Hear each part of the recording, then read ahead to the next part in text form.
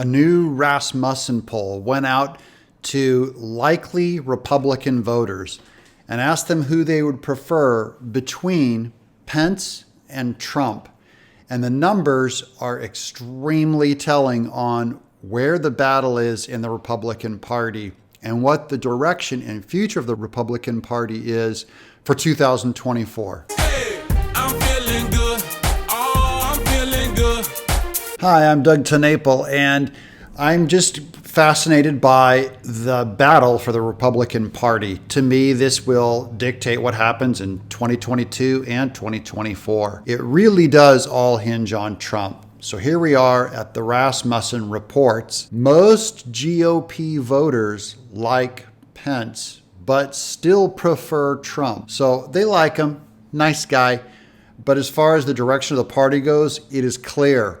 And it's a wipeout. I'll go over the numbers with you. Party is solidly behind Trump. Here, I'll go over the numbers at the Rasmussen Report first, and then I'll talk about strategy. Former Vice President Mike Pence is viewed favorably by most Republican voters, but given a choice, nearly 2/3 still say their party should be more like Trump. 2/3. In political language, that's a blowout. The latest Rasmussen Reports National Telephone and online survey finds that 69% of likely Republican voters have a favorable impression of Pence, including 35% whose impression is very favorable. 28% of the GOP voters view Pence unfavorably.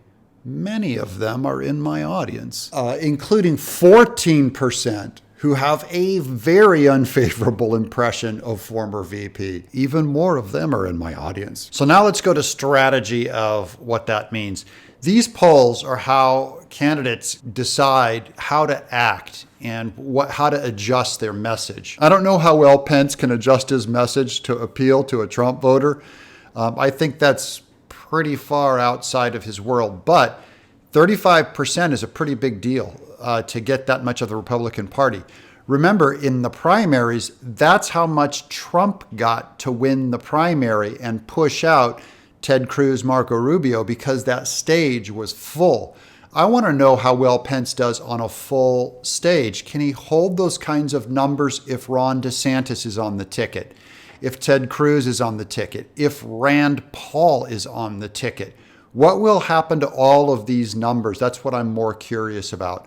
But so far right now, the Republican Party is solidly behind Trump. He absolutely dominates. That means he's our most likely candidate if he chooses to run. And he's still seeing how strong he is on the lay of the land. If he believes he can win, I believe he will run. I'm TenNapel, and I'm the happiest guy I know.